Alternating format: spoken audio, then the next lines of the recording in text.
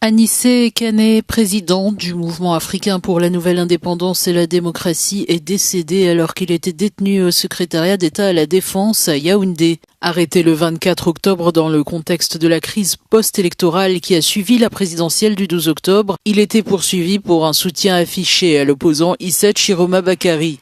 Depuis son incarcération, les autorités avaient confisqué des appareils médicaux vitaux, dont un extracteur d'oxygène, suscitant l'alerte de son parti sur la gravité de sa situation.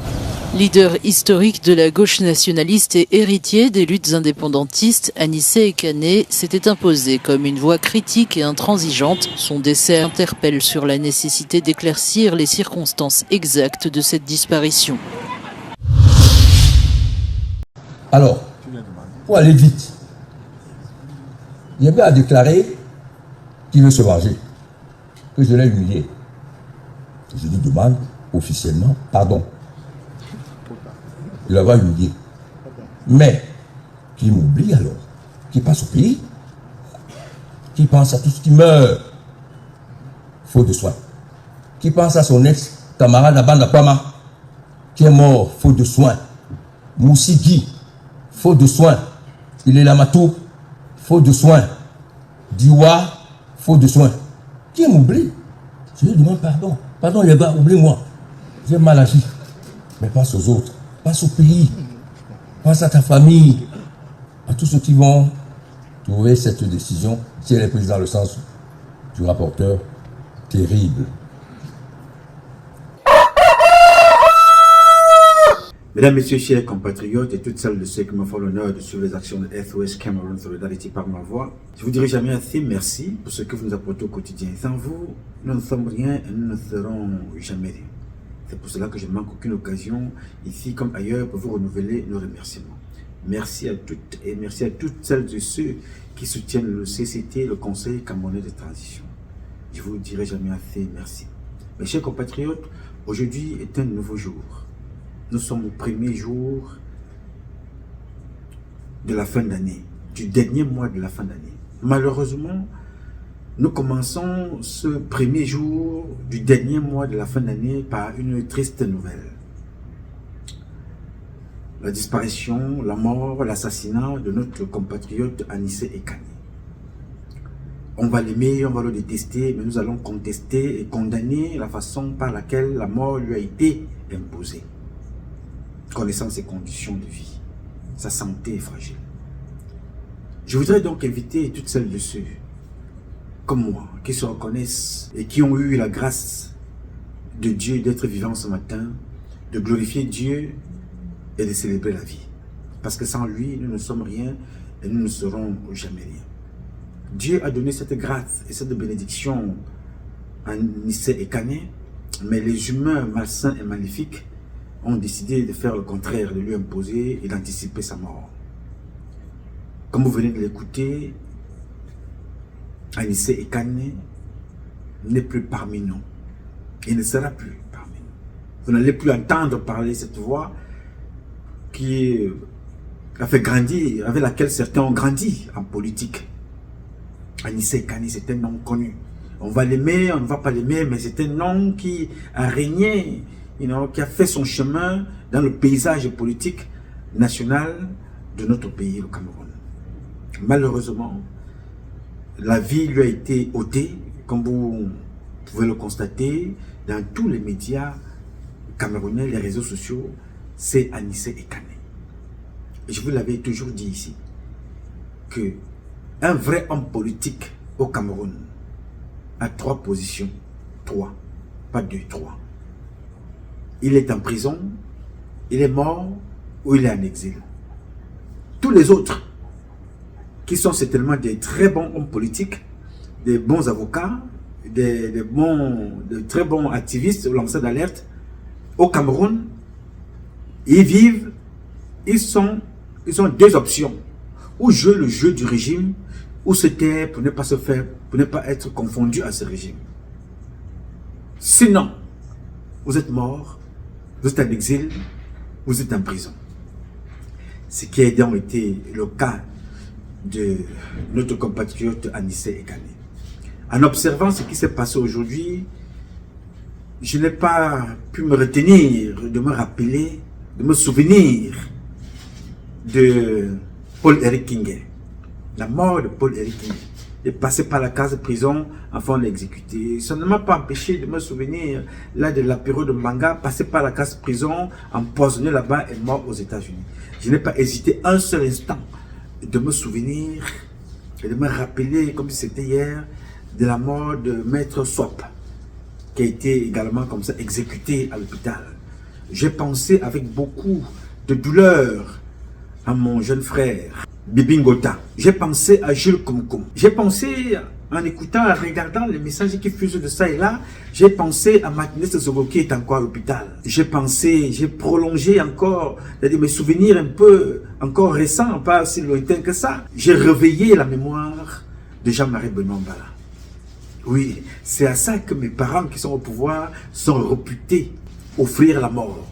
Le Cameroun, le pays qui offre la mort. Même quand vous ne voulez pas, le Cameroun vous offre la mort. Oui. C'est à ça que nous sommes reconnus. Voilà, c'est ça, comme vous voyez là. C'est-à-dire, les Camerounais ne vont jamais se lever le matin avec un communiqué qui vous dit, à partir d'aujourd'hui, le président a décidé, ce 1er décembre, qu'aucun Camerounais ne payera plus l'eau potable au Cameroun. Alors, ça existe dans certains pays. Hein. L'eau, c'est la première boisson que Dieu a donnée gracieusement, qui a été transformée par son Fils pour les chrétiens.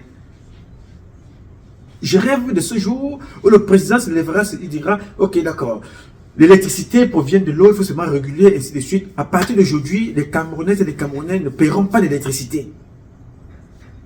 Ne paieront plus d'électricité, pour le dire ainsi. Je rêve d'un jour où le président de la République se lèvera et dit, voilà, on a décidé, au vu du coût de la vie chère, d'augmenter le salaire. Je rêve du jour où on nous dira que vraiment, les universités sont, on ne paye plus, rien, les enfants vont à l'école apprendre pour retransmettre. Je rêve de ce jour-là. Mais ce jour-là est tellement lointain avec ce régime qu'il est aussi proche, parce que chaque jour qui passe nous rapproche de la fin de ce régime. Mais c'est chaque jour qui passe que nous recevons des messages, comme le communiqué, que je vais vous lire ici, de mon compatriote que j'apprécie beaucoup, Serge Atonfak, Cyril. Voilà le communiqué qui nous a été servi par Cyril Atonfak aujourd'hui. Communiqué numéro 250700 Yaoundé, le 1er décembre 2025. Communiqué Radio Presse. Le ministère de la Défense communique 2 points. Monsieur Ekane Anissé Georges, 74 ans, est décédé ce jour, 1er décembre 2025 à l'aube, au centre médical militaire de la gendarmerie nationale à Yaoundé, des suites de maladie. Très bien. Il est mort de suite de maladie. C'est ce qu'on nous dit. Vous allez comprendre pourquoi est-ce que c'est important que je vous rappelle qu'il est mort de suite de maladie. Dans ce communiqué, il est très important que tu suives. Il est mort de suite de maladie. Le concerné était placé en garde à vue judiciaire suite à son interpellation le 24 octobre 2025 à Douala, dans le cadre d'une enquête ouverte pour diverses infractions graves relevant de la compétence du tribunal militaire. Diverses infractions graves relevant de la compétence militaire. Je tiens à rappeler ici que tout aujourd'hui au Cameroun est devenu de la compétence militaire. Vous êtes en train de divorcer, c'est la compétence militaire.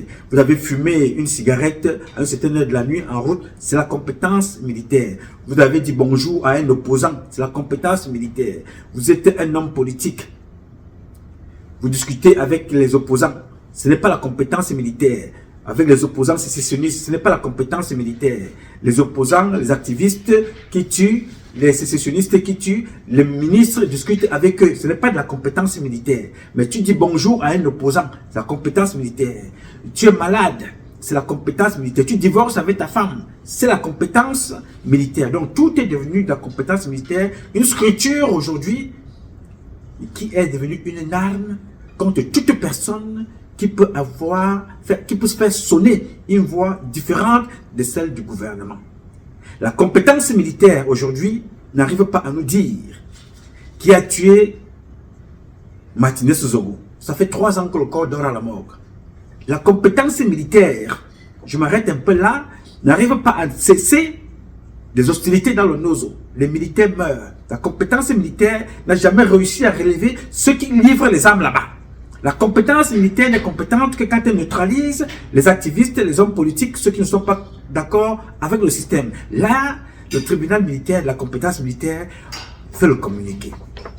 Poursuivons. Le concerné était placé en garde à vue judiciaire suite à son interpellation le 24 octobre 2025 à Douala, dans le cadre d'une enquête ouverte pour diverses infractions graves relevant de la compétence du tribunal militaire. Le de Cujus, qui souffrait de diverses pathologies chroniques. On dit qu'on a arrêté quelqu'un, l'a gardé en garde à vue. Souffrait de diverses pathologies chroniques. Eux-mêmes, ils reconnaissent qu'il était atteint de diverses pathologies chroniques, mais on le garde quand même là-bas. Pour faciliter sa mort. Comme tu es donc malade, viens mourir ici. Était depuis lors interné au centre médical militaire de la gendarmerie nationale. Il a été pris en charge de manière appropriée par le corps médical militaire, de concert avec ses médecins personnels et bénéficiait d'un suivi complémentaire dans les formations hospitalières de la place. Je rappelle ici qu'il y a un communiqué de ses avocats qui disent très bien qu'il avait des appareils qui avaient été confisqués, gardés dans la voiture, et ils sont même allés demander aux officiers de gendarmerie de donner les autorisations pour qu'on récupère ces appareils avec lesquels, pour le maintenir à la vie, ça a été refusé. L'officier de gendarmerie qui a donné rendez-vous n'a pas trouvé utile de respecter le rendez-vous qu'il a donné à ses avocats. Le communiqué est ici. Le communiqué est là. Que ces avocats l'avaient ici. Alors, conformément à la procédure en vigueur, une enquête a été ouverte. Comme pardon, hein? Ce n'est pas de mon compatriote décédé, ce n'est pas de lui que je ris ou je me moque, mais c'est une enquête. Non, conformément à la procédure en vigueur, une enquête a été ouverte afin d'établir avec précision les circonstances du décès. Elle fera l'objet d'un traitement légal rigoureux et d'une communication appropriée. Le ministre de la Défense présente ses condoléances à la famille du défunt affecté par cette triste disparition. Signé Atonfak Ngemo Cyril Serge, que vous voyez en photo là. Mes chers compatriotes, je veux d'ailleurs saluer mon compatriote Atonfak que j'apprécie beaucoup, malheureusement qui est utilisé toujours pour venir annoncer les tristes nouvelles. Quand je vois chaque fois Atonfak, je me rappelle de Didier Badjek qui faisait la même chose régulièrement, et lui il était plus accentué même politiquement, mais qui faisait exactement la même chose. À la fin, quand son temps était arrivé d'aller en retraite, on lui a même retiré son arme. Son arme, on a demandé, non, viens remettre l'arme ici à la CEMI. La CEMI a demandé qu'on ait retiré son arme. Pourquoi j'ai fait ce petit rappel? C'est que voilà des enfants de la République qui sont toujours exposés à venir donner les tristes nouvelles dont ils ne sont pas responsables. Et à la fin de leur carrière, ils ne sont même pas récompensés. Ils sont jetés comme des malpropres. Donc voici Atonfak Cyril, un enfant qui est peut-être, si les choses se passaient bien dans ce pays, il est appelé à portée générale un jour. Sauf s'il devient, dans le cadre de ce qui concerne la République, sodomifiant, c'est-à-dire qu'il se fasse sodomiser pour porter le grade de général. Sinon, dans toute sa vie, il finira, comme dit souvent un homme politique, tout finit par finir. Il finira lieutenant-colonel au maximum colonel en lisant des communiqués des morts. Des enfants tués dans le Nozo, des enfants tués à Bakassi, des enfants tués victimes de Boko Haram, des enfants tués victimes de la guerre sécessionniste, des enfants tués victimes des militaires entre eux. Alors, je voudrais dire ici à Cyril Atonfak, personne ne peut te reprocher de venir lire ce communiqué ou ces communiqués successifs dont tu n'es aucunement pas responsable. Tu ne fais que le travail qui t'a été demandé de faire. Parce que personne ne t'a vu à Douala aller arrêter Anissé Ekani ou les autres. Personne ne t'a vu à la garnison parce que tu n'es pas médecin. tu étais marin, responsable de la communication militaire. Je voudrais tout simplement attirer l'attention ici à toutes celles de ceux qui nous écoutent de voir comment on sacrifie dans les enfants des autres. Cet enfant que vous voyez là, à ton fac serré là, vous ne verrez pas les enfants des ministres venir lire des communiqués. Parce que cet enfant-là, son patron direct, c'est le ministre de la Défense. Son patron direct, c'est la gendarmerie. Son patron direct, c'est le chef d'état-major. Son patron direct, c'est Ngongo Ferdinand. Son patron direct, tous ses patrons directs sont des bêtis. Il est le seul Bamileke qu'on vient poser là chaque fois pour donner les nouvelles des morts que mes propres parents ont tués. À ton fac, prends le communiqué, va lire. À ton fac, va mentir. À ton fac, va dire les contre-vérités. Je ne peux pas tenir rigueur ici à ta modeste personne, camarade. Je ne peux pas, parce que je sais quelle est ta mission. Mais je voudrais tout simplement dire ici, et que tout le monde le sache. Mes parents, qui sont aux affaires, sont des spécialistes de la mort. Parce que c'est tout ce que nous savons faire. Tout le monde voit, tout le monde observe. La seule chose que ces gens savent faire au quotidien, c'est offrir gracieusement la mort. Mais je voudrais rappeler ici, pour que chacun d'entre nous le retienne, tous ces parents-là, responsables de ces morts qu'on impose aux Camerounais, ne le font pas pour eux, mais ils le font contre leur progéniture, leurs propres enfants. Parce que tout ce qui se passe là, maintenant, rassurez-vous, le général, le chef d'état-major, un jour ne sera plus là.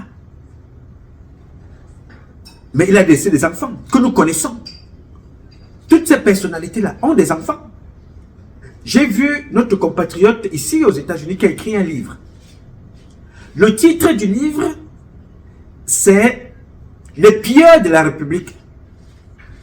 Il m'a fait honneur de me donner ce livre-là, de le lire. J'ai pris le temps d'observer, de regarder ces pages-là, qui sera publié dans les prochains jours. En lisant ce livre, je me suis rendu compte que la plupart des noms qui sont là pour le moment, tous des ministres bêtis et des militaires au gradé bêtis. Quand je lui ai posé la question que pourquoi, il m'a dit non, les autres vont suivre dans la deuxième partie, ce que toi-même, moi, tu as toujours appelé le club des bêtisiers. Mais en réalité, ce sont les bêtis qui sont en tête. Mon compatriote en question est de l'Ouest. Il n'a pas menti, je suis d'accord avec lui. Totalement d'accord. La plupart des personnes qui constituent la tête de ce gouvernement, la ceinture sécurocrate, sont des militaires, sont des bêtis, sont des ministres de mon village. Voilà le résultat. On nous offre la mort matin, midi et soir. Tu dis, vous ne pouvez pas passer une journée. J'ai suivi l'interview du ministre de la Communication qui n'a rien dit de déplacer dans sa communication. Il a dit tout le monde est triste. Même le président de la République est triste, qui est content de voir un être humain mourir.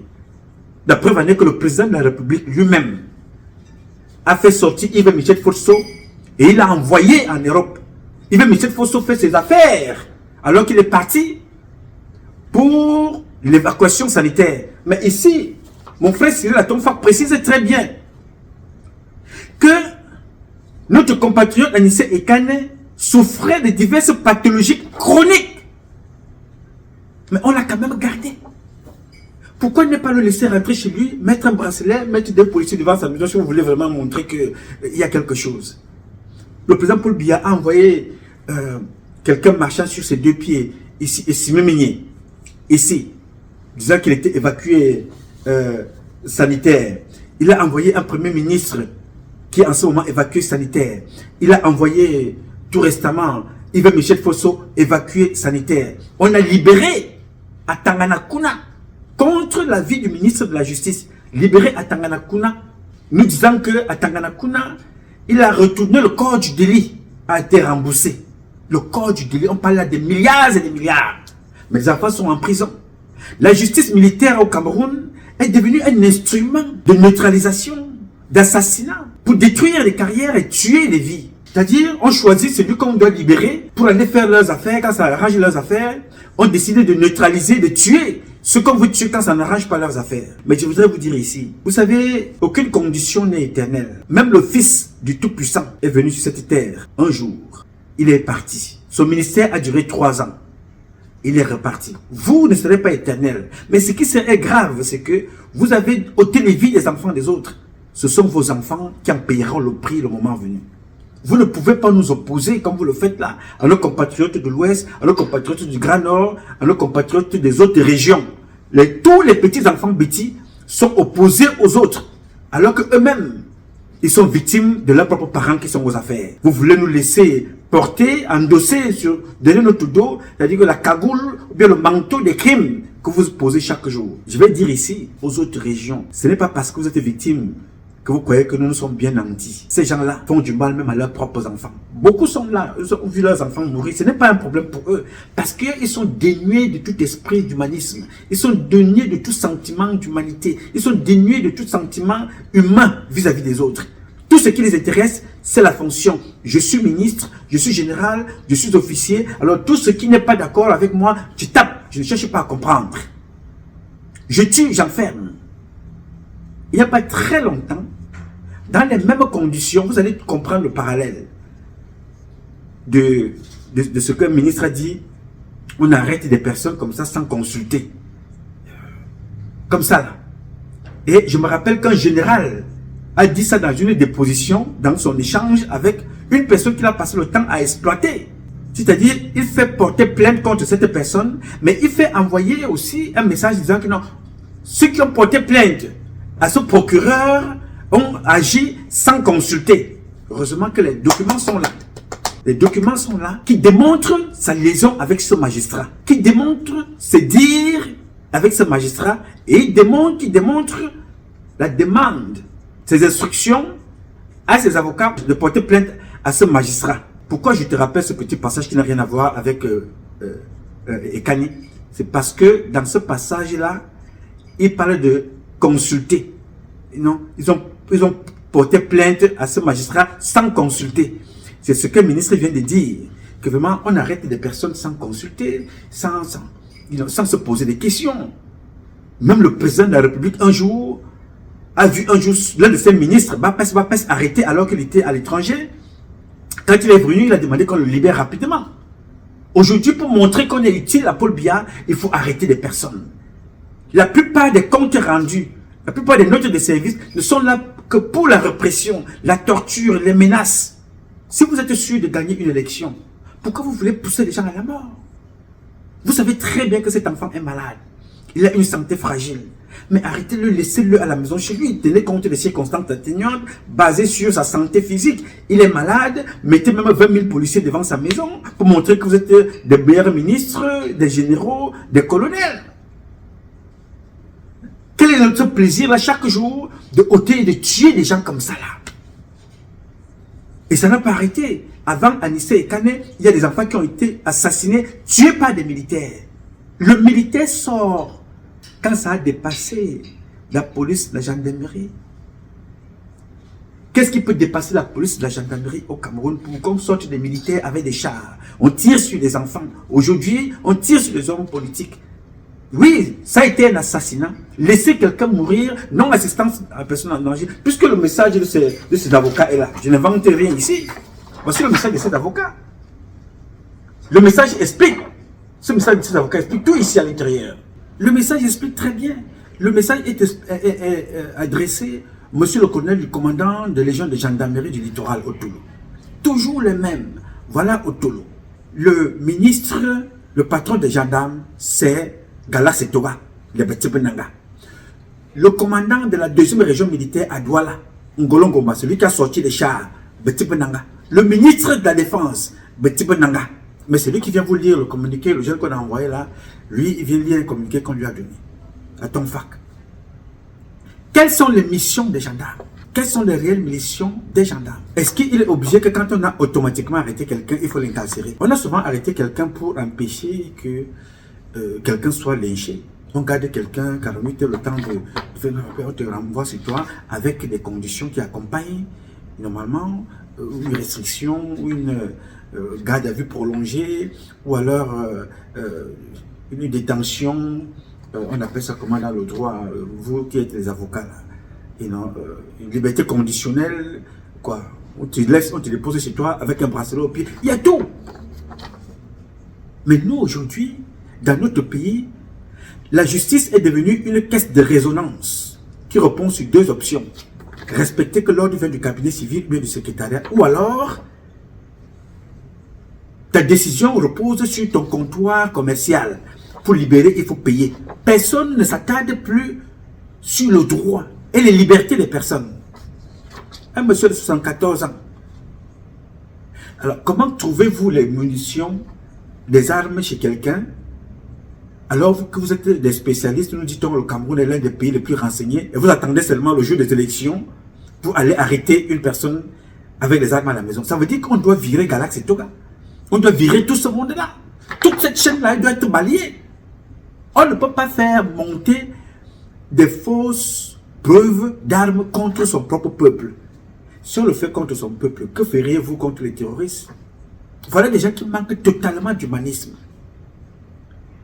J'ai vu les gens se plaire à parler, à dire des choses. Non, on a vu les snipers face à la maison de Sachiroma. Ils étaient en train de tirer. Mais vous tirez sur des gens où il n'y a pas d'armes. Vous tirez sur des personnes.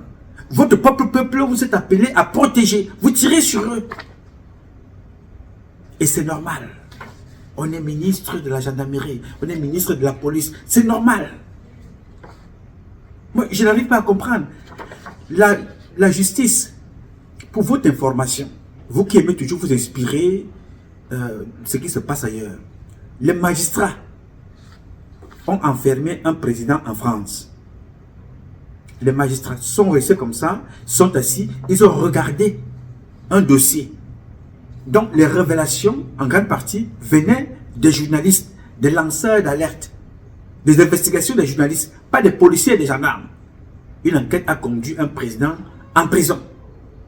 Ici aux États-Unis, ce pays qui a eu la générosité de m'accueillir et de m'accorder un hébergement temporaire, ces gens-là, le président décide quelque chose. Un juge fédéral s'assoit et dit que ce que le président a décidé là est contre la loi, est contre la constitution. Donc, ce n'est pas applicable. Nous avons vu, il y a de cela quelques années, les Camerounais sauvés par un seul magistrat. Il n'est parenté à aucun Camerounais. Il n'est pas parenté à moi, il n'est pas parenté à Bia, il n'est pas parenté à Bitia Somor, il n'est pas parenté à Galax et Toga, il n'est pas parenté à John Fundi, il n'est pas parenté à Kamto, ni Sachiroma. Un juge américain. Les Camerounais sont arrêtés abusivement. Il y a une loi qui a été violée quelque part. On les met, on les jette en route, on les renvoie dans leur pays. Un pays qui est en guerre, une guerre organisée par les mêmes personnes, les mêmes roublards. Un juge a décidé que l'avion doit faire demi-tour. Imaginez les dépenses. L'avion a déjà fait un bon voyage. Le juge décide ici en bas aux États-Unis, après peut-être 4 ou 8 heures de vol, on dit que non, l'avion numéro tant, portant à son bord tant nombre de Camerounais, est appelé à faire demi-tour ici, là, pour les ramener ici sur place. Yes, ils sont rentrés ici. C'est ont eu leur papier. Un juge. Vous êtes les représentants de Dieu sur cette terre. Vous êtes les porte-parole de Dieu, la justice. Mais vous êtes devenus des juges corrompus, des juges bandits, des juges qui répondent seulement aux injonctions de Mvonda Yolo et Ferdinand Gongo. Quels sont ces juges-là qui sont devenus des juges sodomifiants, qui sont devenus des juges corrompus, des juges qui sont là pour détruire les carrières et tuer les personnes? La différence avec vous et nous, c'est que nous subissons pour le moment et nous avons beaucoup de marge à noter ce que vous faites. Un jour, j'ai vu un Camerounais qui a été lynché ici, sur la toile. Je ne sais pas comment on appelle le Camerounais là. Il demandait aux gens d'aller s'attaquer aux enfants, aux membres des hommes politiques, leurs familles, donnant les adresses de leurs enfants. Ce que je ne suis pas, je ne cautionne pas, mais je dis tout simplement que des comportements comme ça ne sortent pas de nulle part. Ces comportements-là relèvent de beaucoup de frustration, beaucoup de colère, beaucoup d'accumulation. On tue des gens comme ça, comme des chèvres. On tue comme des poules. Et tu meurs comme ça en prison, hein, à faire classer sans suite. J'ai vu Gervais Mendoza mort comme ça.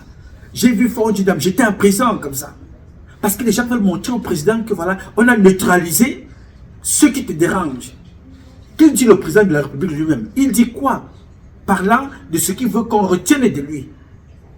Rappelez-vous de ce que disait le président de la République, parlant de liberté d'expression. Vous souhaiteriez quoi comme image en finale? En finale, Paul Biya, l'homme qui a apporté à son pays la démocratie et la prospérité. Voilà, l'homme qui a amené la démocratie. Maintenant, on arrête ces enfants parce que ces enfants disent des choses, ces enfants s'expriment, ces enfants parlent. Vous êtes sûr de gagner une élection en volant. Mais pourquoi vous voulez accompagner ce vol, cette fraude en autant de vies au peuple camerounais? Les enfants sont morts. Les hommes politiques meurent. Ce n'est pas la première fois. Chaque fois en 2018, on a tué des membres du MRC. D'autres sont morts, d'autres sont jetés en prison. J'ai une pensée pour Pelé Koka, une pensée pour Paul Rekingé, une pensée pour cette dame à l'ouest qui a été tuée, dépecée dans sa propre maison. Et on est convaincu que quand on a fait ça, oui, on a rendu service au président de la République. Quand on a neutralisé quelqu'un, on a rendu service à Paul Biya. Non, vous ne rendez pas service au président. Le président de la République, dans son diagnostic médical, les éléments qui ont conduit à la mort du président Paul Biya, au premier chef, c'est nous, ses frères, ses enfants. C'est nous qui avons tué Paul Biya que vous voyez là. Vous êtes des ministres assis dans les bureaux pour orner. Vous n'écoutez rien. Un jour, je donnerai la correspondance que j'ai transmise à quelques 4 ministres pour cette élection. Pour éviter des comportements comme ça. Pour éviter ce qui se passe là. Comment le peuple camerounais se retrouve-t-il dans cette situation? Parce qu'il y a un petit groupe de personnes qui veut s'accaparer de tout. De tout et de tout. Personne ne doit avoir une voix contraire. C'est seule la vôtre doit compter. Si la vôtre ne compte pas, parce qu'aujourd'hui le peuple est mécontent, il donne la vie, on te tue tout de suite. Il faut te tuer, il faut t'éliminer. C'est ça qui m'a conduit en exil hors du Cameroun depuis 30 ans. Ce que vous découvrez là, parce que tu as réussi à dire la vérité, quand j'étais seul, on n'écoutait pas. Aujourd'hui que l'eau est jusqu'ici là, on tue. On tue, on élimine. On tue, c'est-à-dire tu t'amuses, on te liquide. Tout de suite. On ne se pose pas de questions. Quelles sont les véritables missions d'un gendarme? Quelles sont les missions des militaires? Quelles sont les missions de la police? Quelle est la première leçon? Quand on entre dans l'armée, le premier document qu'on doit fournir, dès que tu déposes ton dossier pour entrer dans l'armée, le premier document qui doit revenir sur le bureau du MINDEF, c'est l'enquête de moralité. Que le ministre doit signer que ce monsieur-ci mérite d'être soldat, d'être recruté. Même s'il va échouer demain, il mérite d'être recruté. Mais si le ministre de la Défense, lui-même dans son bureau, réussit à faire virer 1000 qui sont déjà en formation, ça veut dire qu'il y a un problème dans cette maison, il faut virer tout le monde. Non mais c'est grave. On doit savoir, tu ne dois pas être marié, tu ne dois pas avoir d'enfant, n'avoir jamais fait la prison, être apte physiquement, avoir la taille requise, ne pas être malade, ne pas avoir un casier judiciaire avec des condamnations, ne pas. Tout ça, aujourd'hui, personne ne remplit plus rien de tout ça. Il faut avoir de l'argent. Dès que tu as des sous, mon ami, tu passes comme une lettre à la poste. Tu deviens le tueur dans l'armée. Tu tues. Oui, monsieur. Et quand il faut faire un remaniement, on va te nourrir avec toutes sortes de supputations. Hein? On met Issa Chiroma de côté. On va aller sortir Kamto. Pendant que Kamto est en train de faire son one-man show, on va sortir maintenant, on va tuer quelqu'un. Ça va traîner comme ça pendant 7 ans. Si rien n'est fait entre-temps. 7 ans. Pendant ce temps, les étrangers viennent. Ils prennent, ils s'en vont, ils viennent, ils emmagasinent, ils s'en vont. Après, on te sort les trucs dans les coulisses. Mais est-ce que tu sais que la première dame est partie? Oui, la première dame n'est pas là. Est-ce que tu es au courant? Oui. Bon, la première dame est partie, elle est partie. Non, mais elle est partie parce que tu sais que la liste de nominations, de remaniement, elle voulait qu'on respecte la liste de nominations proposée par Ngongo, alors que le président demande que Ngongo doit partir. C'est pour ça que la première dame est partie. La première dame est partie parce que le président a demandé que Ngongo doit partir. Vous voyez à quel niveau on a réduit tout un gouvernement. La première dame doit décider que Ngongo doit rester. un monsieur qui est parmi les personnes qui ont le marteau. Le marteau qui a cloué Paul Biya, ici là. On demande que Ngongo doit partir. On te dit que non, la première dame est partie, elle a décidé de bouder, vraiment parce que si Ngongo ne reste pas, elle est part. Est-ce que Chantal Biya est la première femme à quitter le foyer? La femme de Bongo est partie. Ça n'a pas empêché le pays de continuer. En mal ou en bien, le pays continue. Hein? La femme de Nicolas Sarkozy est partie. Il a épousé Carla Bruni. Hein? Une femme ne peut pas tenir un pays pour dire que voilà, Chantal Biya, elle n'est pas appelée à s'éterniser au pouvoir. Mais on va te faire comprendre que non. Chantal Biya, elle a demandé que Oswald Babo qui doit être... on va enlever Ngongo. Si on enlève Ngongo, elle doit partir. Non, elle n'est pas d'accord avec ça. Non, Oswald Babo qui doit être directeur de cabinet. Ngongo doit être... On trouvera toujours quelque chose. Pendant ce temps, le peuple est en train de sombrer tous les jours sous l'oppression des gens qui n'apportent pas de rendement. On est infiltré partout. Les groupes terroristes, les groupes armés, les sécessionnistes, les kidnappings, les rançons. Les gens ont des responsabilités de sécurité, mais personne ne fait rien. On attend le remaniement. Et la suite, on les tue comme ça tous les jours. Ne vous inquiétez pas, ça va passer. Tout ça, on va faire le bruit aujourd'hui. Certains vont parler comme je parlais là. Ça passera. On dira au suivant. Oui, monsieur. Mais je dis une chose. Un Camerounais s'est levé ici un jour. Je ne sais pas comment l'appelle-t-on, je pense que c'est un journaliste, qui a dit, qui a donné les adresses, allez chercher, voici les maisons de ces gens-là. Oui, il ne faut pas prendre des méthodes aussi radicales. Mais ça démontre quelque chose. Que demain, c'est vos enfants que vous êtes en train d'exposer. Vous nous avez, nous, Biti Nanga, exposés face à d'autres peuples. Vous avez exposé d'autres peuples à nous autres. Demain, ce n'est pas la guerre contre les autres peuples. C'est une guerre qui va se passer entre nous, les petits Nanga que vous voyez là. Oui. Parce que le comportement que vous affichez là, ce n'est pas un comportement qui nous honore, qui va permettre un jour qu'on se dise qu'on se reconnaisse à travers vos enfants qui ne nous apportent rien. Vous me dites un jour que je vais croiser Franck Biya un jour dans la rue. Il lui arrive une couille quelque part parce que ça va arriver. Et je vais aller intervenir, dire non, c'est mon frère. C'est oh non, arrêtez ça, arrêtez ça. Non, ça c'est mon frère, c'est mon frère. Jamais je ne ferai ça. Je dis bien jamais. Je suis un gars Eton Dobala, fier de l'être, avec toutes les valeurs que cela représente. L'hospitalité, le vivre ensemble. Mais ces gens-là ne sont pas dans l'hospitalité, le vivre ensemble. Ils sont dans l'égoïsme, la méchanceté, la traîtrise, la trahison. Est-ce qu'il y a un puits à Obala qui porte le nom de Franck Biya? Est-ce qu'il y a un puits à Missassi qui porte le nom de Franck Biya? Est-ce qu'il y a un puits en plein Yaoundé qui porte le nom de Franck Biya? Là où il a passé toute sa vie à Bastos. Non. Il n'y a rien de ça. Il n'y a pas un puits d'eau qui porte le nom de Franck Biya. Et vous appelez ça, nous sommes des frères, nous sommes des compatriotes citoyens, on s'entretue comme ça, on tue les gens comme des mouches. Tu es ministre, oui, mais après toi, tu es né ministre, tu partiras, tu laisseras tes enfants, ils vont aller vivre éternellement en Allemagne, en France, avec l'argent que vous volez. Ils sont appelés, vos enfants, à nous rencontrer tous les jours. Nous vous donnons des possibilités de penser, de réfléchir autrement. On prend tellement beaucoup de temps à écrire. On dépense beaucoup d'argent à parler ici. En privé comme en public. On essaye un peu de vous interpeller. Ça ne se passe pas comme ça. Vous croyez que c'est en se comportant comme vous le faites là qui est important pour vous. Je suis ministre. Je suis secrétaire d'État.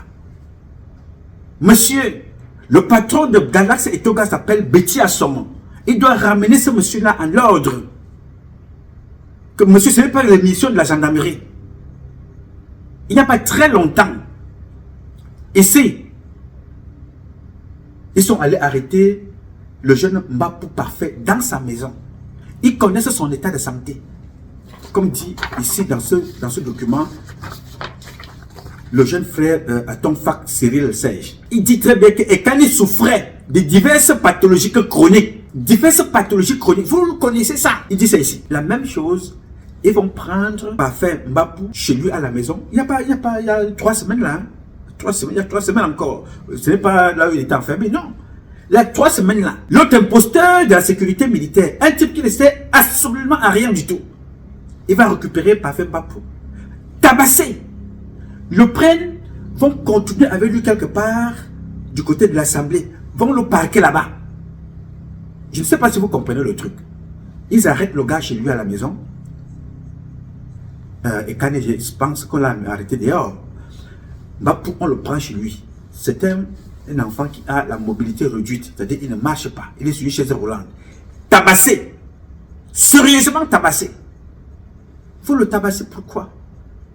On le prend. On ne l'amène dans aucune gendarmerie. Dans aucune police. On va le parquer quelque part dans un quartier cagoulé. On le garde là pendant un moment. Après on l'amène. On va le parquer à l'hôpital. Dans le secteur des handicapés. Personne n'est au courant. Personne. Mais quelle est cette armée qui est là pour protéger le peuple camerounais, mais devient une arme de répression, de torture et d'assassinat, d'enlèvement? Le Cameroun, si nous nous basons sur les lois, vous convoquez quelqu'un une fois, 2 fois, 3 fois, 4e fois, vous saisissez le juge, vous donne un mandat d'amener. Vous débarquez chez quelqu'un. Le même motif pour lequel le monsieur ici est mort et Kani vient de mourir là, Kani qu'on a assassiné là. Ça veut le même motif qu'on a arrêté Mbapou il y a 3 semaines. Mbapou a les armes. Il soutient Issa Chiroma. Mbapou là, il a les armes chez lui à la maison. Ce gars a déjà tout vu dans sa vie. Il a les armes, il livre des armes, où il connaît ceux qui travaillent avec Issa Chiroma. On va l'arrêter chez lui à la maison sans aucun mandat, sans se référer à la hiérarchie. Rien du tout. On va le récupérer, on va le parquer quelque part à l'Assemblée. On tourne avec lui là comme une tourpie. On tourne pendant 2 ou 3 heures. Après on le prend, on va le larguer là-bas. N'eût été l'intervention de la même hiérarchie venant très haut pour demander que allez déposer l'enfant là chez lui à la maison. Vous ne tenez pas compte de son état. Quel est cet enfant qui doit être régulièrement arrêté pour le même motif? Quand on le sort de là, on crée un autre motif. Vous découvrez que Mbapou Parfait a des armes à la maison le jour des élections. Vous êtes donc quel patron de la sécurité militaire? Vous êtes quel agent de renseignement? Voilà donc comment on a passé le temps à tuer. Dans cette sémile, on a tué Ouazizi, où il est venu mort, vivant, mort, mais il est quand même mort là-bas. C'est là-bas qu'ils ont tabassé. C'est un journaliste. Ils ont tabassé les intellectuels. D'autres sont morts, d'autres sont sortis vivants, avec des séquelles jusqu'à aujourd'hui. Quelle est cette société qui protège les étrangers au Cameroun, mais expose ses enfants à la mort? Tue ses enfants en prison et séquestre. Je ne sais pas. Des gens qui... Je ne sais pas. Un jour, je vous raconte une petite histoire. Sébastien Ebala se fait arrêter. On arrête Sébastien Ebala. Pour rien. Un enfant se place là, en route, il commence à dire ces choses. Il est seul. Il n'a aucune arme. Il n'est pas une menace pour l'État. On le prend. J'ai écrit au patron de la justice de ce domaine-là. Je dis que, mais grand frère, vous arrêtez cet enfant, vous l'envoyez vrai en prison. Qu'il a fait quoi? Qu'est-ce que cet enfant a fait pour vous l'envoyer en prison? C'est comme ça que vous cassez les vies. On a jeté cet enfant en prison 2 ans. Et ils sont contents. Est-ce que vous croyez un jour que nous allons oublier ça? Que cet enfant a perdu 2 ans de prison parce qu'un individu, pour montrer qu'il travaille bien, il s'est retrouvé en prison. A jeté l'enfant de trouver en prison. Aujourd'hui, la même personne qui a jeté Sébastien Ebala en prison, lui-même il est persécuté et vit aujourd'hui comme un rat par lui. La loi du boomerang. Je dis donc ici, et très rapidement, au ministre Betty Benanga, à Galaxy Toga et les autres, vous nous avez assez exposé, nous, les bêtises que nous sommes. Parce que c'est nous qui sommes au pouvoir là. Les autres sont complémentaires dans le système, parce que vous avez voulu ça comme ça. Vous êtes entouré des autres enfants de 10 autres régions, mais c'est vous qui décidez. Vous êtes 3, 4 ou 5. C'est-à-dire le cabinet civil Vondoyolo, le secrétariat d'État Ferdinand Gongo, la police avec Bargangele, la gendarmerie Galaxy Toga. Ici, vous avez Betty Assomon. Un peu plus haut, vous avez le général des armées. Je vous passe seulement cette tête-là. Voilà donc les conséquences. On tue les pères de famille. On tue les enfants. Ça se repose sur nous. Je dis, comme d'ailleurs a écrit ce monsieur dans son livre, nous sommes les premiers responsables des morts que nous imposons aux autres. Demain, il faut que vos enfants qui sont aujourd'hui majeurs se préparent à répondre un jour ou l'autre. Il y a un proverbe qui dit, l'animal qui a la queue n'échappe pas au piège. que chacun retienne cela attentivement. L'animal qui a la queue n'échappe pas au piège. J'ai dit, tel que nous sommes partis là, on ne pourra jamais accepter que les enfants soient assassinés comme ça tous les jours. Vous dormez à la maison chez vous, pendant que les enfants des autres, les pères des autres, les époux des autres, les cousins, les frères, les soeurs des autres sont assassinés comme des chèvres. Et vous êtes chez vous, vous dormez. Et on va vous applaudir. Non. Nous n'allons pas porter ça sur nous parce que nous sommes des petits Pounaka. Jamais. Ça tourne toujours autour de nous. Ça tourne toujours autour de nous. Non. Il faut que ça change. Et ça va changer de gré ou de force. Alors, à celui qui m'a donné le message concernant Chantal Biya, mon cher frère, compatriote, je n'ai absolument rien à cirer. Avec ou Chantal Biya, le Cameroun changera. Avec ou sans Chantal Biya, Paul et Chantal Biya, le Cameroun changera. Aucune condition n'est éternelle. On n'est pas pressé. Mate Belinga est boutoté tout puissant. Aujourd'hui, il est quelque part et vend les tissus wax en Inde. Amadou Ali, Foumanakam, tous ces gens-là, Galar Setoga se rappelle qu'il y avait un type là qu'on appelait Jean-Baptiste Bokam. Aujourd'hui, tous les 3 mois, sa tombe est profanée par des satanistes. Qu'ils sachent, un jour, qu'il y avait un homme qui gérait 6 milliards par an. Il est aujourd'hui enterré quelque part, on l'appelait à Yang-Luc. Faites donc attention. Tout à l'heure, Anissé Ekane et du Manidem n'est plus de ce monde. L'homme politique s'est éteint tôt ce matin à Yaoundé où il était en détention. Anissé Ekane est donc mort. Je voudrais que chaque membre de ce panel puisse avoir un mot à l'endroit de ce combattant qui s'en va. Je commence par Bernard Owona qui justement a connu Anissé Ekane dans ces longues batailles depuis un peu plus de 3 décennies. Bernard Owona, Anissé Ekane est mort. Anissé Ekane est mort, c'est douloureux, ça fait mal. Je voudrais d'abord présenter mes sincères condoléances à sa famille nucléaire ainsi qu'à sa famille politique. Anissé Ekane est mort carrément les armes au poing parce que c'est à la suite de l'élection présidentielle qu'il a été interpellé parce qu'il était un soutien majeur de M. Issa Chiroma Bakary. Il a été interpellé donc et j'étais en cellule. Je pense que ce qu'il faut également dire à ceux qui nous regardent, c'est qu'Anissé Ekane était un malade. Il était malade. Il était malade et je pense que être incarcéré dans son état était risqué pour ceux qui l'ont mis là-bas. C'était risqué et malheureusement l'irréparable s'est produit ce matin. Je pense que cela doit nous donner des leçons, ça doit faire réfléchir plus d'un parce que la politique c'est un jeu et quand on est violent en politique ça ne fait plus partie des règles du jeu. Ça veut dire qu'on pouvait toujours gérer Anissé Ekane autrement comme certains autres qui ont été arrêtés lors de cette élection. Je pense sincèrement que le président Biya doit insister sur l'apaisement. Insister sur l'apaisement, ce n'est pas pardonner à ceux qui ont voulu mettre le pays à feu et à sang, mais c'est essayer de jouer un peu afin que nous ne basculions pas vers quelque chose qui peut être irréparable pour tout le pays. Donc, toute ma reconnaissance à ce brave compatriote qui a été un militant très engagé en politique, plus de 50 ans déjà qu'il est engagé. Je l'ai beaucoup connu lors des années de Braise en 1992. Il était très actif avec Nijon Fundi, Ndam Joya et les autres. C'est quelqu'un qui n'avait pas sa langue dans la poche. Pas du tout. Il disait ce qu'il pensait et il ne s'en cachait pas du tout. Je pense qu'aujourd'hui, sa mort va interpeller ceux qui nous dirigent et ceux qui sont également à l'opposition. Il faut qu'on reste vraiment en politique parfois ici. La mort de Anissé Ekane doit nous interpeller tous. J'insiste qu'il faut que nous restions seulement en politique. Ça veut dire que, au-delà des positions des uns des autres, il faut quand même qu'on se le dise. Le professeur Abaoyono, il est libre, par exemple, de supporter qui il veut. Tout à fait. C'est un citoyen libre, il est libre, il n'est pas obligé d'être dans le RDPC comme moi. Tout à fait. Il peut supporter Maurice Kamto, il peut supporter Issa Chiroma Bakary, mais dans le strict respect de ce qui nous permet de vivre ensemble, c'est-à-dire dans le cadre d'un État républicain, où il y a des textes, où il y a la loi, où il y a ceci, cela. Donc, c'est bien que les gens soient capables de sanctionner, de frapper fort, mais il faut toujours réfléchir parce que ce qui nous arrive là peut interpeller beaucoup de personnes. Bien.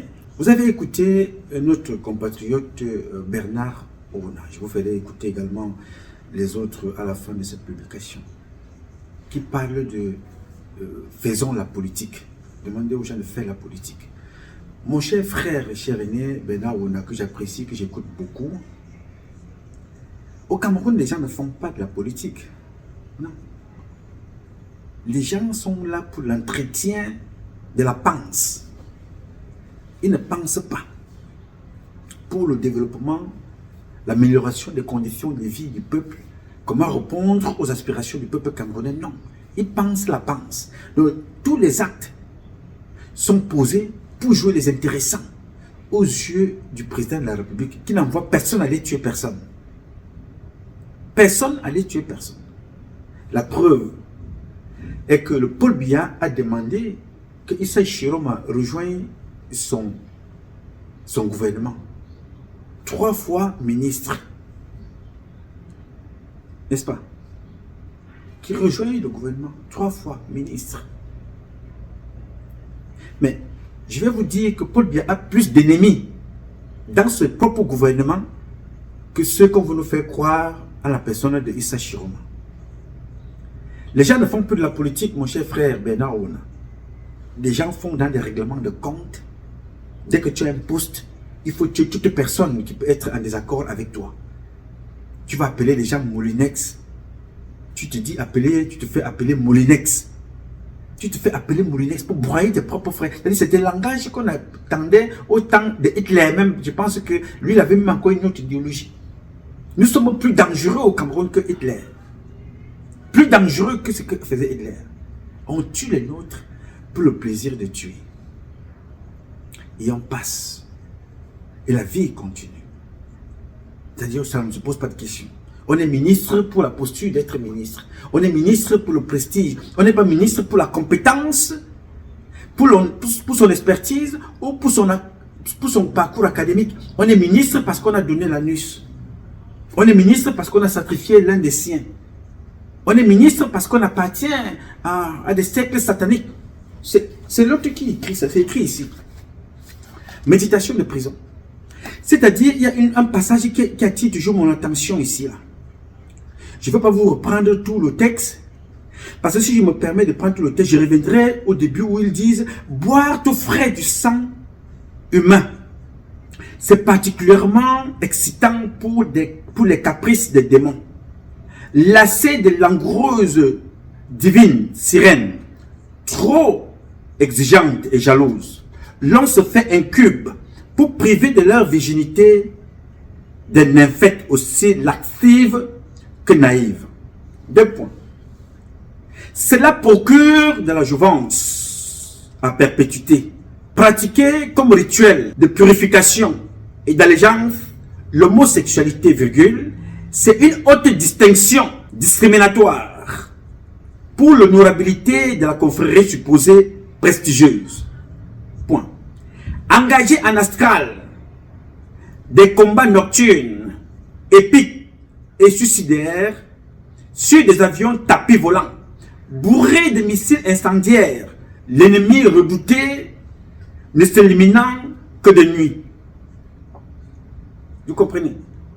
Jusque-là, je n'entends pas que pour atteindre le pouvoir, il faut avoir telle expertise, telle expertise, telle expertise. Là, je vous parle de la sodomifion. Je vous parle de coucher avec des bébés. Je vous parle de boire du sang humain. C'est ça qui est là. Je continue. Vous allez comprendre là où je vais en venir. Déguster de la chair humaine faisandée à l'étouffer. Déguster de la chair humaine faisandée à l'étouffer. C'est de l'ambroisie pour l'éternité. C'est-à-dire que quand tu dégustes la chair humaine à l'étouffer, c'est de l'ambroisie à l'éternité. C'est terrible ce qui se passe. Livré en sacrifice à la confrérie et, virgule, tour à tour le plus aimé de ses proches. Là, ils sont dans leur famille, atomique. Leurs enfants, leurs femmes. Il faut livrer. Et quand vous avez dépassé ce cadre-là, il faut, ceux qui sont dehors, qui ont l'argent, les postes et tout ça là, on s'attaque à eux. On livre. Oui, monsieur. C'est ça qui est la vérité. Livrer en sacrifice et à la confrérie. Et, tour à tour, les plus aimés de ses proches. C'est renforcer la solidarité et la respectabilité du groupe. Point virgule. Organiser des messes sabbatiques très noires, en couleur, pour défier Dieu. C'est écrit là. C'est écrit ici. Organiser des messes sabbatiques très noires en couleur, pour défier le Dieu Tout-Puissant, entouré de ces coyotes de saints, de bienheureux et consorts. Point virgule. Pactiser avec Lucifer, le diable. Pactiser avec Lucifer, le diable, doublement cornu, le plus redouté, parce que le plus redoutable, en signe de fierté, d'être son flambeau de l'incarnation du mal. Forniquer avec des cadavres féminins. Forniquer avec des cadavres féminins. Ça donne de la pêche. Ça donne de la pêche et du courage. Ça brevet des coctions hallucinogènes. C'est un accès assuré au royaume des ancêtres. Tout ça, c'est écrit ici. Ce document-là. Et celui qui écrit s'appelle Edouard-Titus. L'a-t-il pratiqué? Je n'en sais trop rien. Nous annonce-t-il les faits qui se passaient de l'autre côté? Nous dit-il ce qui se passe dans ce gouvernement? C'est à chacun de déduire. Mais il ne nous parle pas là des animaux. Il parle des humains. Donc quand le frère Bernard Owouna parle de politique, ces gens-là ne sont pas dans la politique. Ces gens-là sont là au service de Satan. Et pour que Satan soit heureux, il faut sacrifier les créatures de Dieu. Alors quand tu as eu à occuper un poste important, et tu occupes un poste important, la meilleure façon d'honorer Satan, c'est de faire comme ce que tu vois là, c'est de tuer Anissé Ekani. C'est de tuer, toutes celles de ceux qui s'opposent à ta façon de voir des choses. Tu tues. Et là, tu es convaincu que tu as rendu service à Paul Biya. Tu es convaincu que tu as rendu service à des cercles qui t'ont ramené là-bas. Et finalement, pour mourir, comme Jean-Baptiste est mort. Il était le secrétaire d'État à la gendarmerie. Foumanakam était le conseiller spécial, le conseiller juridique à la présidence de Paul Biya. Amadou Ali est mort. Jean-Luc est mort. Tous ces gens-là, ou presque, sont passés par ces trucs-là. Mais ils meurent quand même. Ils finissent par mourir, comme Mobutu qui buvait le sang. Il avait beaucoup de gris-griens, beaucoup de talismans. Je ne sais pas si Mobutu a eu les plus grands magiciens de ce monde, les plus grands marabouts de ce monde, les sorciers les plus puissants de ce monde. Les magiciens, je les ai vus personnellement. Je l'ai vu boire un verre de sang humain pour son pouvoir, pour sa force, pour son autorité. C'était incroyable. Ils finissent tous par mourir. Leurs enfants, on ne peut pas dire aujourd'hui qu'ils aiment tellement leurs enfants. Parce que si ces gens-là aimaient leurs enfants, ils allaient faire attention. C'est dire que ce que je suis en train de faire là, je suis ministre. Je vais certainement mourir et laisser mes enfants. Alors le mal que je vais faire aux autres risquera de se reposer sur ma progéniture. Alors je veux faire juste la justice. Ce que je veux pour mes enfants, je le voudrais aussi pour les autres enfants. Je vais vous raconter une histoire rapidement. Il y a de cela quelques années, pendant que je suis dehors, mon père, Père Nouma, avait été kidnappé. Tabassé et laissé pour mort quelque part dans une forêt. Moi, je suis ici. Qu'est-ce que je peux bien faire? Je ne peux pas. Et même si j'étais là-bas au Cameroun, je n'habite pas avec mon père. Alors ma soeur et son mari font des communiqués partout pour rechercher le Père Nouma. On le recherche partout. Moi ici, j'ai fait un petit message. J'interpelle. C'était notre enfant. Pour te faire l'histoire très courte. La vidéo est dans les réseaux sociaux. Je pense qu'elle est dans l'une de mes publications. La télévision qui est en bisbille avec YouTube. C'est un autre Camerounais de l'Ouest. Il est important que je précise ça. Qui passe comme ça, trouve mon père là où on l'avait jeté dans une vieille voiture quelque part. Il est là-bas dedans. Presque à moitié mort. Le numéro de ma soeur était un peu partout. Le monsieur la trouve dans le numéro de ma soeur dans un communiqué qu'il avait entendu. Il prend le numéro et il appelle ma soeur. Il dit, madame, au regard de ce que je vois ici, du monsieur que j'observe ici, au vu du message que j'ai écouté, il y a des similitudes. Que ce soit votre papa que vous recherchez. Est-ce qu'il est possible de venir voir? Ma soeur prend la moto, son mari aussi se dépêche là où il était. Ils arrivent là-bas, se rendent compte que c'est vraiment papa qui était là. Presque mort, il ne parlait plus. Blessé de partout, sale comme ça. S'il faisait encore une journée là où on l'avait laissé, parce que ceux qui l'ont amené là-bas, l'ont laissé là comme s'il était pour mort. Je ne sais pas si c'était pour me faire du mal, ou c'était parce qu'on l'a... Mais, bon bref, ma soeur le récupère, on l'amène à l'hôpital. Dieu merci, il est encore vivant. Pourquoi je te parle de ça? Le bienfait ne se perd jamais. Dieu se souvient de moi. Un jour, j'ai tendu la main à la mère de Chantal Biya. Un jour, j'ai amené le frère de Paul Biya, papa Benoît, à l'hôpital dans ma voiture qui n'avait pas été achetée par Paul Biya. Paul Biya ne m'a jamais rien acheté de la vie. Je n'ai jamais reçu un 5 francs de Paul Biya. Rien. Mais c'est grâce à lui que je suis allé apprendre à faire de l'argent, à prendre mon métier dans l'armée. Mais Dieu n'a pas oublié ça. Dieu n'a pas oublié que je me suis occupé de Gisèle Halima ici.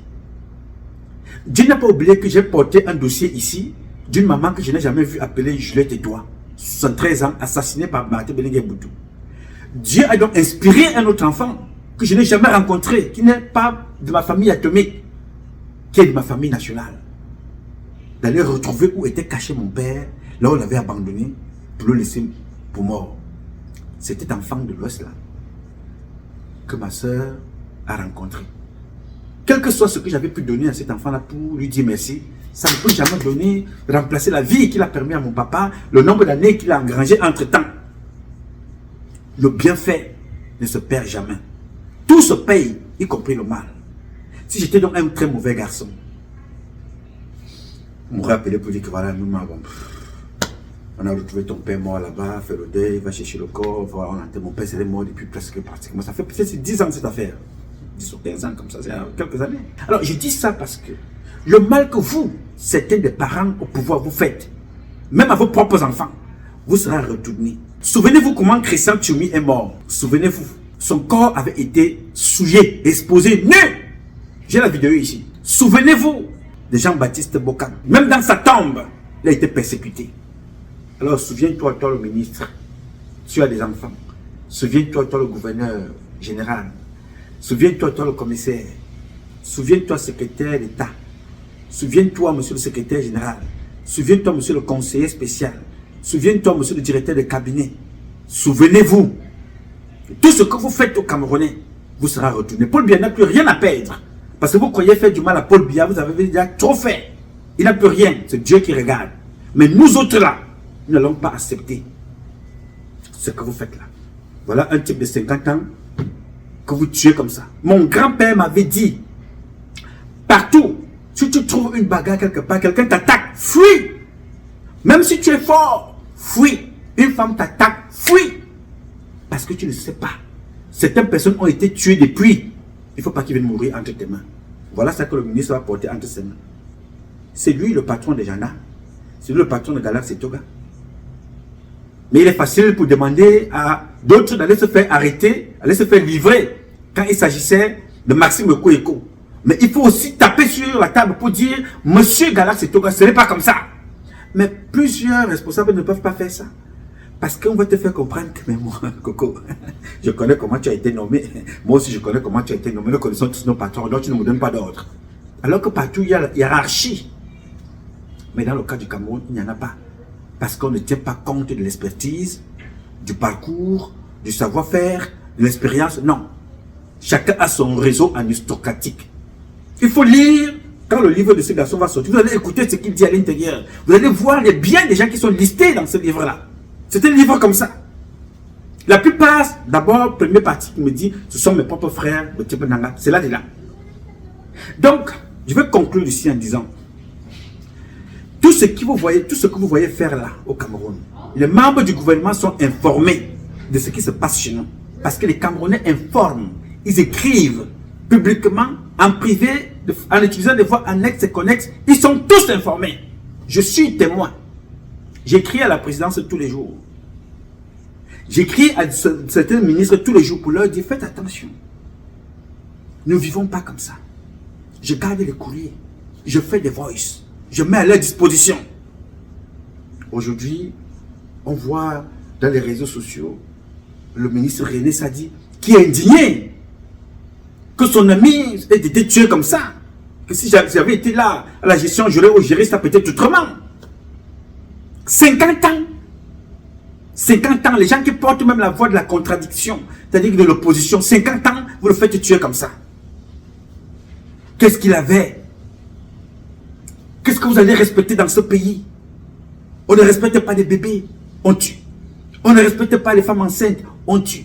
On ne respecte pas les adolescents, on tue. On ne respecte pas les adultes, on tue. On ne respecte pas les vieillards, on tue. On ne respecte même pas ceux qui sont morts. On va les déterrer, on tue encore pour la deuxième fois.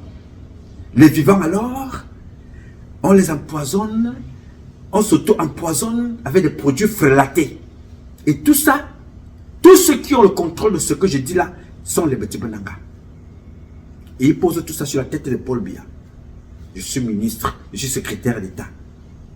En retour, voilà, on nous livre des morts.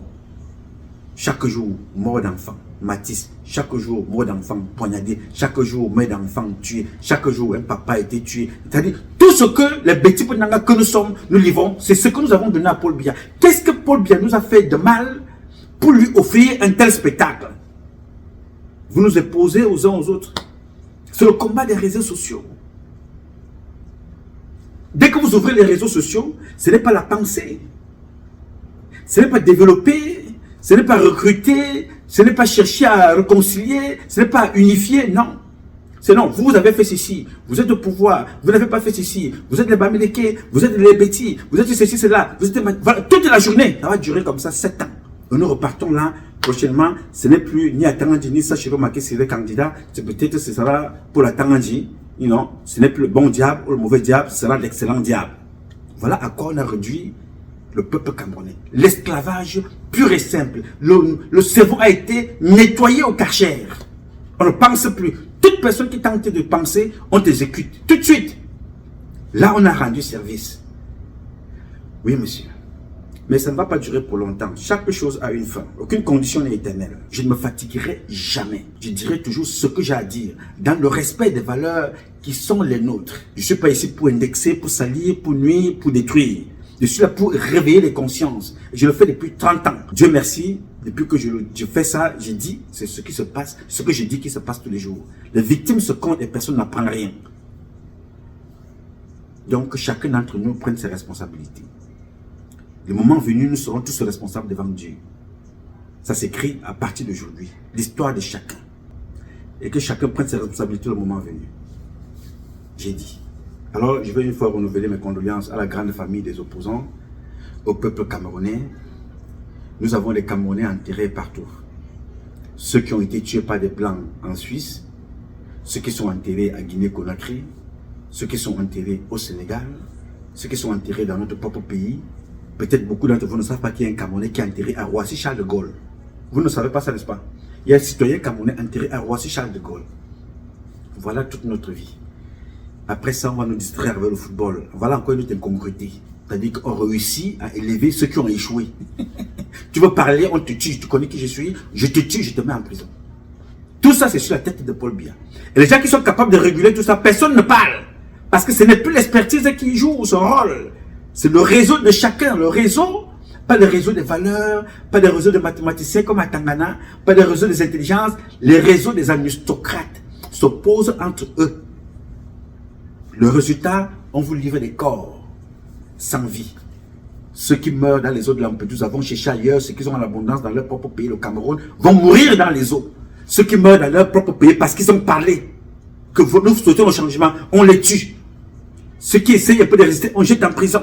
Ceux qui ont le courage de fuir vont en exil. Ceux qui sont restés au Cameroun sont du bétail. On les sert des boissons frélatées. On fabrique le faux riz, les fausses patates. On empoisonne tout au Cameroun. Les boissons, le coq, aux urines, les beignets caca. On vend au Cameroun. Voilà notre niveau. Qui nous inspire quoi aujourd'hui? Je ne sais pas qui inspire quoi. Le football va t'inspirer pour voir ce que nous voyons aujourd'hui. La politique va t'inspirer pour voir ce que nous voyons aujourd'hui là. La science va t'inspirer pour voir que le meilleur mathématicien au monde s'appelle Tangana, qui est là, il est vénéré, honoré par d'autres pays. Chez nous, il faut insulter l'autre pour que tu sois élevé par les membres du gouvernement. Il faut insulter de façon violente pour que tu sois appelé au secrétariat général. Il faut insulter les activistes. Il faut insulter ceux qui ne sont pas d'accord avec la politique de Paul Biya pour que tu sois appelé au cabinet civil. Il faut insulter de façon sauvage pour que tu puisses saluer Chantal Biya. N'a même pas un diplôme. Ne propose pas une expertise. Ne propose pas une invention qui va transformer le quotidien des Camerounais. Non, insulte. Là, tu es élevé. Tu n'es pas d'accord, on te tue. Si tu es plus performant dans ton domaine, on te tue très rapidement. Si tu es comme nous autres, on finit d'aménager l'ambassade, tout le monde te refuse le passeport, on dit bon, moi tu parles beaucoup, non, reste là-bas. Tous ceux qui font ça, 90% sont des petits bonanga. Allez lire le livre de Les Pierres de la République qui va sortir, je ne sais pas quand est-ce qu'il va sortir, ce livre, il a tout écrit. Il a fait un travail minutieux. Les noms de tous les enfants des ministres, de la plupart, des petits sont là-dedans. Les petits bonanga, tous leurs enfants sont là-bas. Et avec leur richesse, documentée, bien ciblée. Parle alors maintenant, on te tue. Tu essayes un peu d'informer ces gens-là, tu leur dis, faites attention. Vous tissez un mauvais coton. C'est comme si tu leur demandais la lune. Tu parles beaucoup, ils sont trop occupés, ils ne répondent pas au téléphone. Non, non, non, non. Mais quand une pute appelle, c'est vite fait. Quand un blanc appelle, c'est rapide. Quand un Libanais appelle, il est à genoux. Quand un Chinois appelle, il commence même à sauter. Mais quand tu appelles, c'était comme si tu parlais. Il est plus facile pour toi de rencontrer Dieu que de parler à un membre du gouvernement camerounais de ton village. Oui, monsieur. Mais ça va finir. Ce qui s'est Chiroma a fait là, je pense que c'était l'échauffement. La vraie guerre au Cameroun se passera entre nous-mêmes les petits Benanga. On ne peut pas continuer comme ça. Vous avez donc vu? Il n'y a pas de différence. Que tu sois Betty, Bamileke, Boulot, on te tue. Mais on vous oppose entre vous ici. Et Kanela, il n'était pas Betty. Mais ceux qui l'ont tué sont des Betty. Qui ont contribué à sa mort. Vous croyez que ceux qui sont au bas là sont mieux nantis? Non, monsieur. Mais ils vont parler pour te sauver, protéger le gouvernement. Non. Je ne peux pas m'asseoir, j'ai faim. Je parle au nom des membres du gouvernement alors que je ne sens même pas l'odeur de Bifaka. Je veux parler pour eux. Jamais. Je ne fais plus ça. C'est fini. En fait, je n'ai même jamais fait. C'est pour ça que je suis parti il y a 30 ans. Alors prenez vos responsabilités, votre tour arrive. Et Kanye est parti. D'autres partiront certainement avant le début 2026. Mais vous payerez le prix, comme dirait quelqu'un. J'ai dit. Mes chers compatriotes, ce combat est un combat de tous et de chacun pour un intérêt commun. C'est avec la volonté des Camerounaises et des Camerounais que vous êtes et la bénédiction de Dieu que nous vaincrons. En attendant, le combat continue. Ce combat continue parce qu'un Cameroun nouveau est possible. Chacun d'entre vous, dans son domaine respectif, donnera le meilleur de lui-même. Je sais compter sur vous, vous pouvez compter sur moi. Aussi longtemps que Dieu me donnera la vie, je donnerai le meilleur de moi-même. Je ne me fatiguerai jamais. Je m'appelle Nouma. Nouma Patrice Freeman. Je réponds au 001 551 666 1027. I love you, but God loves you more. Thank you.